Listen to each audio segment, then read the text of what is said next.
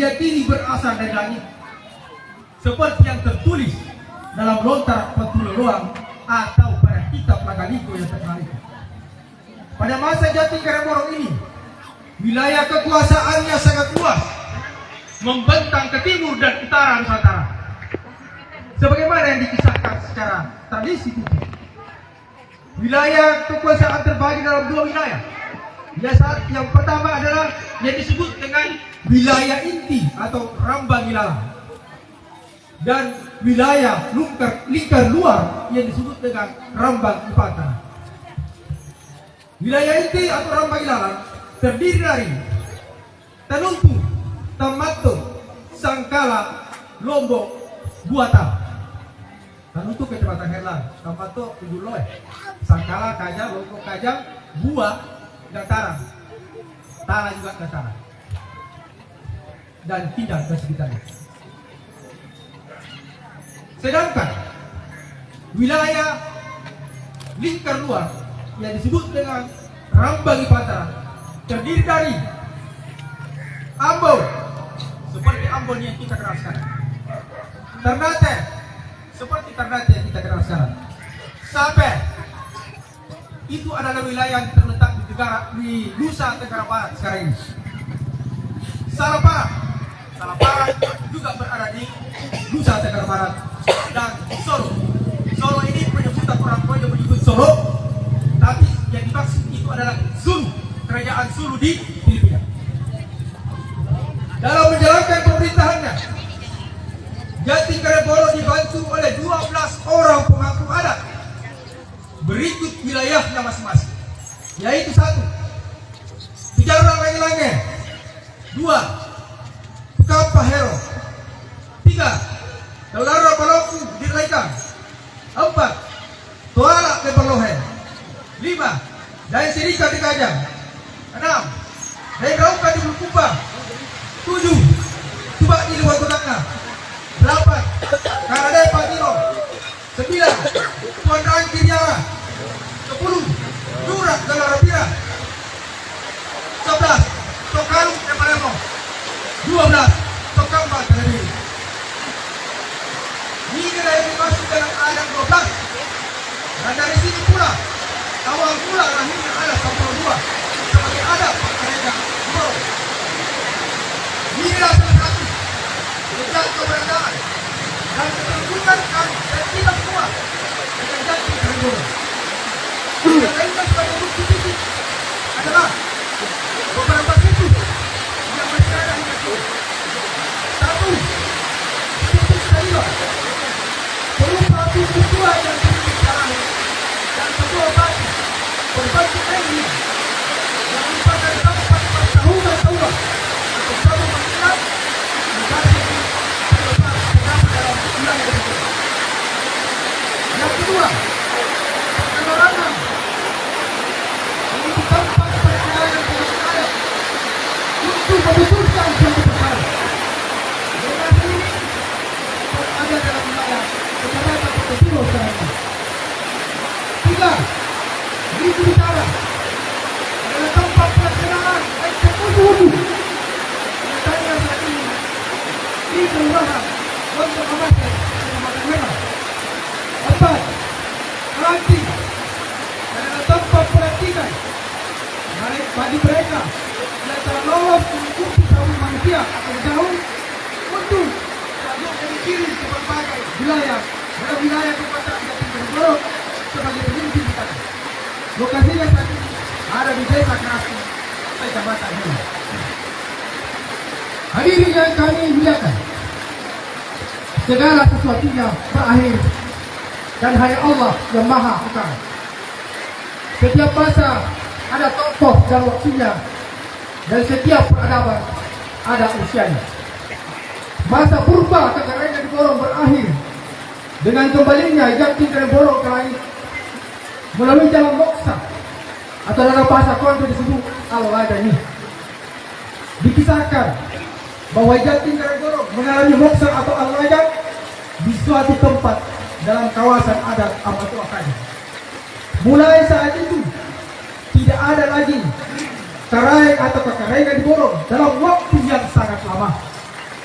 selama 7 periode atau 7 periode masa yang sangat lama, Borong hanya diperintah oleh Dewan Adat yang disebut dengan adat Talua yang terdiri dari Andron Tau Toa, dan adat Kerai. Wilayahnya pun hanya terdiri dari Borong yang kita kenal saat ini. Wilayah yang pernah menjadi bagian dari kekuasaan Jating Karen Borong seperti yang disebut tadi, masing-masing telah berdiri sendiri sebagai kerajaan otonom. Hadirin yang kami muliakan, fase berikutnya adalah fase kolonial Belanda pasca perjanjian Bungaya di Goa. Masa ini diawali ketika adat Talua bersepakat untuk kembali mengangkat seorang raja atau Karai sebagai pemimpin dalam wilayah Borong yang sekarang ini. Dewan Adat Borong kemudian berangkat ke Langit-Langit untuk meminta seorang Karai yang bisa diangkat sebagai Karai Borong. Tapi permintaan itu tidak dapat dipenuhi, mengingat para bangsawan Langit-Langit masing-masing telah memegang jabatan kerajaan. Karai Langit-Langit kemudian menawarkan kepada Dewan Adat Borong untuk mendatangkan keturunan Jating Karen Borong yang berasal dari Manila dengan ketentuan bahwa harus menyanggupi syarat-syarat yang dimintanya, yaitu dalam bahasa setempat atau dalam bahasa Borong bahwa kalau sanggupi, diserungi, disandruki, disipiki dan lain-lain sampai 12 permintaannya, maka turunan dari Jating Karen Borong ini bersedia diangkat sebagai Karen Borong. Itulah tadi gambarnya waktu kita pengadakan seperti itu. Itu awalnya ceritanya dari situ, kita pengadakannya begitu. Ada Talua menyanggupi hal tersebut, maka diusunglah Karai yang dimaksud, yang bernama Iluluan dan Nakiri bersama para pengiringnya ke Borong, dan dihadiahi tanah Pakarengan atau ditimbarangi tanah yang disebut dengan Lembang Raha, Lembang Rate, Lembang Karai. Inilah semua ini lokasinya di dua dusun. Tentu akan ada pertanyaan, kapan peristiwa pengangkatan Karai Luang sebagai Karai Bagdau itu? Pertanyaan itu layak diajukan dan relevan sebagai pertanyaan yang mengandung makna sejarah. Untuk menjawab pertanyaan tersebut, maka kita membutuhkan data dan perhitungan paling. Data yang dimaksud adalah lontara silsilah yang pohon nasabnya dimulai dari Iluluan dan Makdum. Berdasarkan lontara silsilah tersebut ini, generasi keturunan yang berada pada usia dewasa sekarang ini sudah berada pada generasi ke-10. Para ahli sejarah bersepakat untuk menghitung jarak antar generasi digunakan angka 30 tahun sebagai angka moderat. Dengan demikian dapat diperkirakan bahwa Karai Iluluan dan Makmiring diangkat sebagai Karai Borong pada 300 tahun yang lalu, atau tepatnya pada tahun 1722. Itu berarti bahwa terbentuknya kembali Kerajaan Borong pasca Jating Karen Borong adalah pada masa setelah peristiwa perjanjian Bungaya di Goa. Dimana kita ketahui perjanjian Bungaya di Goa itu tahun 1699. Sebagaimana dicatat dalam sejarah resmi bahwa perjanjian Bungaya mengubah tatanan kekuasaan di Sulawesi Selatan, di mana Goa tidak lagi menjadi kerajaan atasan dan posisi sebagai kerajaan atasan diambil alih oleh kerajaan Boneh.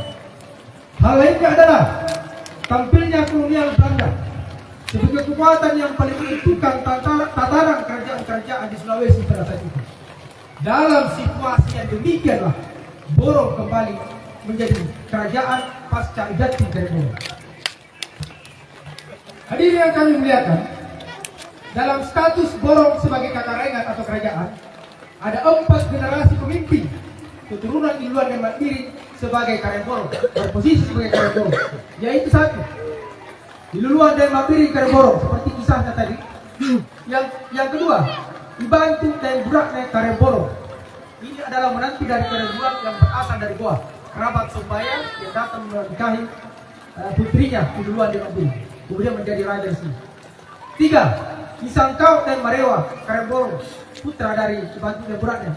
4. Ihima dan Matara Karemboro, keponakan dari Karya Sangkau. Berdasarkan catatan lontar, Borong masa akhir pemerintahan Ihima dan Matara Karemboro pada tahun 1888, sesudah itu status Borong berubah dari Kagarengan menjadi Kagalarangan. Pertanyaannya adalah, faktor apa yang menjadi penyebab berubahnya status tersebut? Mengapa Kagarengan Borong berakhir pada saat itu? Untuk menemukan jawabannya, maka harus ada data dan informasi yang akurat dan dapat dipertanggungjawabkan. Perubahan status Kagarengan Borong menjadi Kagalarangan adalah akibat dari campur tangan Belanda sebagai pemegang kekuasaan tertinggi di Nusantara pada saat itu. Melalui instruksi Sekretaris Gubernur Selebes tanggal 23 Mei 1863 nomor 120, maka Gubernur Selebes mulai mengurangi banyaknya Kagarengan dan Kagalarangan di Sulawesi. Berdasarkan kebijakan Belanda tersebut, Borong dipaksakan bergabung kembali dengan lain-lainnya. Demikian pula pada saat yang bersamaan Karasin digabung dengan Hero. Penggabungan ini menimbulkan ketegangan dan Borong menentang kebijakan Belanda dan tetap memposisikan diri sebagai Kagarengan. Tetapi sepeninggal Karemboro terakhir Ihima dan Matara, terjadi permufakatan adat antara pihak Borong dan pihak Langi-Langi sebagai berikut. 1. Bahwa hak-hak Borong sebagai wilayah adat Kagarengan tetap diakui sekalipun statusnya sudah berubah menjadi Kagalarangan dalam wilayah Langi-Langi. 2.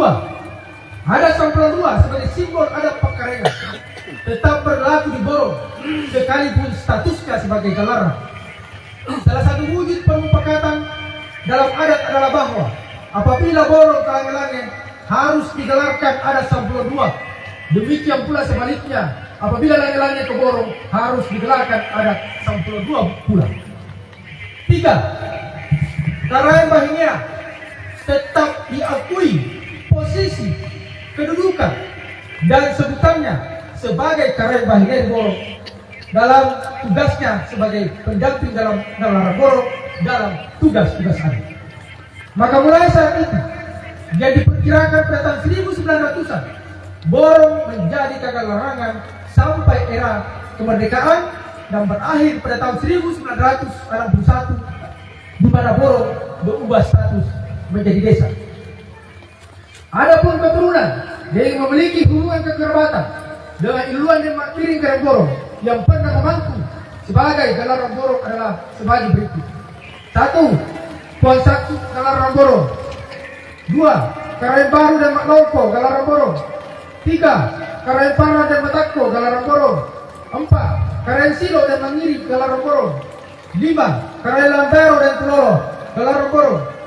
6. Karaeng Sarapa dan Pasari Galarang Borong. 7. Karaeng Leho dan Langeba Galarang Borong. 8. Karaeng Toga dan Pegala Galarang Borong. 9. Karaeng Gareke dan Pegata Galarang Borong.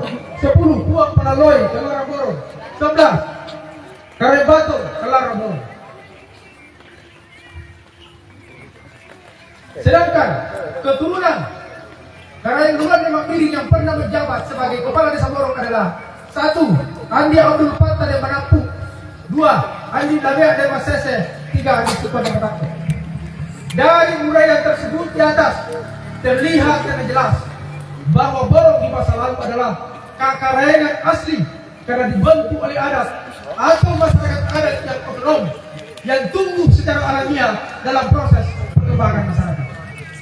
Dari berbagai fase sejarah yang telah dilalui, Borong pernah mencapai hierarki tertinggi struktur organisasi masyarakat, yaitu Borong pernah menjadi sebuah negara di zaman Sejati Karang Borong, sebagai provinsi di zaman Karaeng Luan dan Mak Piring, sebagai kabupaten di masa Kagalarangan, sebagai desa di zaman Orde Lama, dan bahkan pernah hanya menjadi kampung yang dipimpin oleh seorang kepala kampung pada akhir Orde Lama dan awal Orde Baru.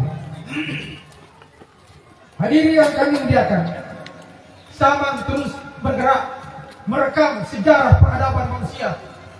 Yang pasti, tidak ada kerajaan tanpa adat, dan tidak ada adat tanpa nilai-nilai luhur warisan para leluhur. Hadirin yang kami muliakan, demikianlah uraian singkat sejarah Kekarengan Borong, semoga dapat menjadi pelajaran bagi generasi penerus dan menjadi penghubung kita dengan masa lalu. Karena tidak ada masa kini tanpa masa lalu, dan masa depan adalah kelanjutan dari masa kini. Billahi taufiq wal hidayah. Assalamualaikum warahmatullahi wabarakatuh.